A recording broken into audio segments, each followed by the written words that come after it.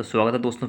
मैं फिर से कुछ अच्छे क्वेश्चंस लेके आया हूँ, जिससे आपका ये पता चलेगा कि डिस्टेंस और डिस्प्लेसमेंट वाले क्वेश्चंस कैसे होते हैं। और ये क्वेश्चन जो है, देखो ये जेईई मेंस में भी आ रखा है, तो बहुत ही अच्छा क्वेश्चन है। 24 जनवरी को आ रखा है 2023 में, यानी कि ज़्यादा पुराना नहीं है, 2-3 साल पुराना ही है। तो हाल फिलहाल ये क्वेश्चन जो करनी चाहिए PYQs, तो वैसे ही इंपॉर्टेंट होते हैं बहुत। तो पूछा है कि जो डिस्प्लेसमेंट और डिस्टेंस का रेशियो क्या होगा, ठीक है। अब देखो, डिस्प्लेसमेंट और डिस्टेंस का रेशियो कितना होगा वो तो मुझे पता नहीं, क्योंकि वो तो हमें निकालना पड़ेगा। लेकिन इसमें अब मुझे पता है कि रेशियो जो आएगा ना 1 से कम होगा, क्योंकि जो डिस्टेंस होता है वो हमेशा डिस्प्लेसमेंट से ज़्यादा होता है। डिस्प्लेसमेंट या तो जीरो होगा, क्योंकि जीरो भी हो सकता है, या फिर जीरो से ज़्यादा होगा।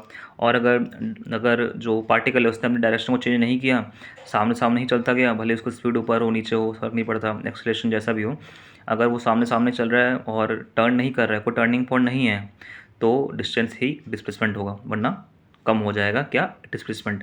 तो ये कितना होगा, या तो 1 होगा, अगर दोनों बराबर है, बराबर नहीं है तो 1 से कम होगा, 0.56 कुछ भी हो सकता है, मुझे नहीं पता, लेकिन 1 से कम होगा। ठीक है। वेलोसिटी टाइम ग्राफ मैंने देखा कि अच्छा दे रखा है। अब देखो, वेलोसिटी टाइम ग्राफ जो है फर्स्ट क्वाड्रेंट में, फिर फोर्थ क्वाड्रेंट में आ गया, तो मुझे इससे इतना मैंने जज कर लिया कि डिस्प्लेसमेंट डिस्टेंस के बराबर नहीं है। जैसे कल के क्वेश्चन में क्या था, दोनों बराबर था, क्योंकि दोनों का दोनों फर्स्ट क्वाड्रेंट में था, यानी कि वेलोसिटी टाइम ग्राफ जो था सिर्फ और सिर्फ कहाँ था, फर्स्ट क्वाड्रेंट में, only and only in first quadrant. और अगर ऐसा होगा तो दोनों होगा इक्वल।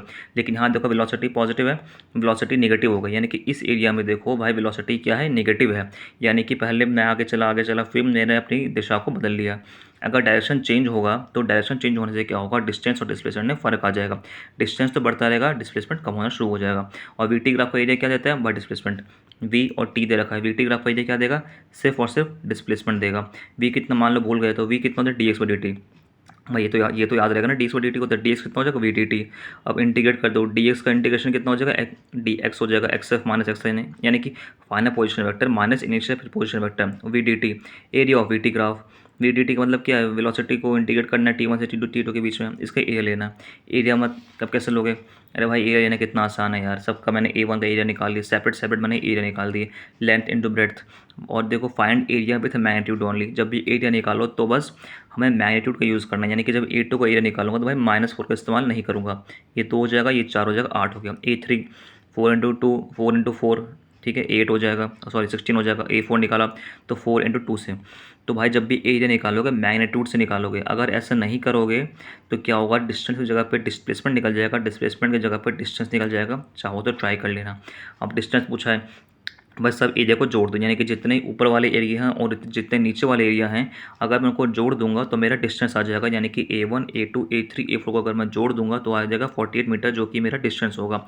डिस्प्लेसमेंट निकालने के लिए जितना ऊपर का एरिया है माइनस जितना नीचे का एरिया है, यानी कि A1 और A3 क्या है, ऊपर का एरिया, माइनस जितना नीचे का एरिया है, यानी कि A2 plus A4। A1 plus A3 कितना है, 32, और नीचे का कितना है, 16। तो जब माइनस किया तो आ गया 16 मीटर। यानी कि डिस्प्लेसमेंट बाय डिस्टेंस का रेशियो कितना आया, 16/48, कितना आ गया, 0.333।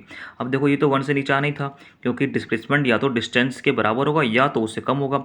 अब डिस्टेंस कैसे निकाला मैंने, सबके एरिया को मैंने चुपचाप लिखा, find area with magnitude only. भाई इस लाइन को याद रखना, ये लाइन बहुत ज़्यादा इंपॉर्टेंट है, कि जब भी हम एरिया निकालेंगे तो कैसे निकालेंगे, मैग्नीट्यूड का यूज़ करेंगे। यानी कि 8 को 2 से इंटू करेंगे 16।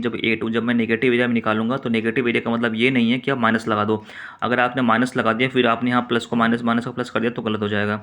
तो जब भी मैग्नीट्यूड निकालोगे, मतलब जब भी एरिया निकालोगे विथ मैग्नीट्यूड्स ओनली निकालोगे। A2 का एरिया चुपचाप लेंथ इंटू ब्रेड्थ करोगे, अगर रेक्टेंगल या ट्रायंगल है तो half into base into height करोगे। ट्रेपेजॉइड हो तो half into sum of parallel sides into height, जो भी फॉर्मूला होता है वो तो आपको वो पढ़ते आते हो। A4 निकाला तो ये मतलब नहीं कि -4 को 2 से इंटू करके -8 लग दिया, भाई मैग्नीट्यूड से निकालना है प्लीज़ यार। अगर आपने मैग्नीट्यूड से एरिया नहीं निकाला और ये वैल्यू नीचे देख के आपने माइनस ले लिया, तो प्लस का माइनस हो जाएगा, माइनस का प्लस हो जाएगा। तो इससे डिस्टेंस और डिस्प्लेसमेंट के में फ़र्क आ जाएगा, यानी कि डिस्टेंस की जगह पर डिस्प्लेसमेंट आ जाएगा, और डिस्प्लेसमेंट लिखोगे लेकिन आ जाएगा वो डिस्टेंस। चाहो तो ट्राई कर लेना। तो जब भी एरिया निकालोगे हमेशा और हमेशा मैग्नीट्यूड से ही निकालोगे भाई मेरे। और डिस्प्लेसमेंट का निकाला ऊपर का एरिया माइनस नीचे का एरिया, क्योंकि मैं पहले ऐसे जा रहा था, फिर मैंने अपनी दिशा को बदला, यानी कि गाड़ी ने टर्न किया, टर्निंग पॉइंट आया, पॉजिटिव से नेगेटिव आया, यानी कि पहले मैं आगे जा रहा था फिर मैं पीछे आना शुरू हो गया। अगर जब मैं आगे जा रहा था और मैंने पीछे आना शुरू कर दिया तो मेरा डिस्टेंस तो बढ़ गया लेकिन डिस्प्लेसमेंट कम हो गया। तो पहले मैं आगे जाता फिर मैं पीछे आया, फिर मैं आगे गया फिर मैं पीछे आया। तो ये जो मैं पीछे आया ना, जो मैंने टर्निंग पॉइंट मेरा 2 है, कहीं 4 है, कभी 8 है।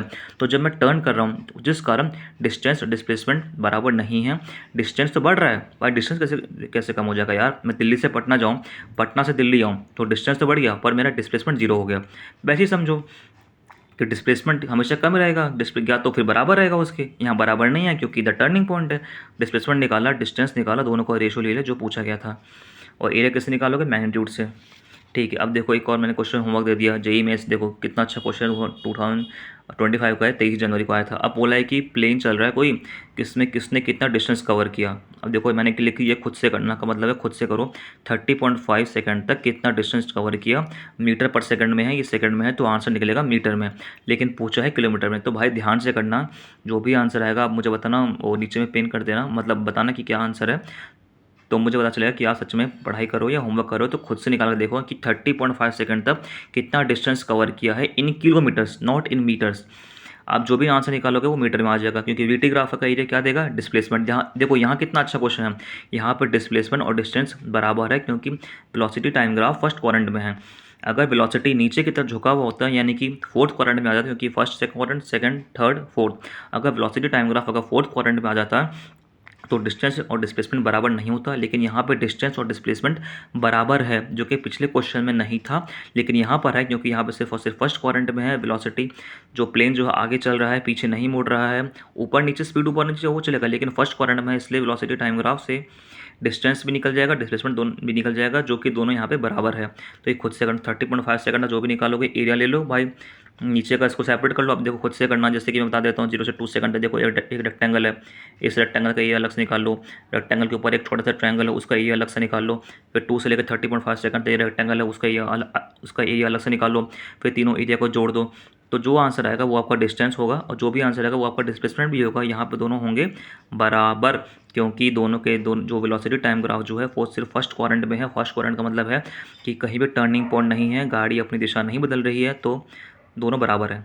तो होमवर्क दे रहा हूँ खुद से करना, मैंने आपको हिंट भी दे दिया कि सबके एरिया को जोड़ दो, तो बस वो आपका डिस्टेंस निकल जाएगा। चलो मिलते हैं कि अगली वीडियो में, तब तक के लिए बाय बाय।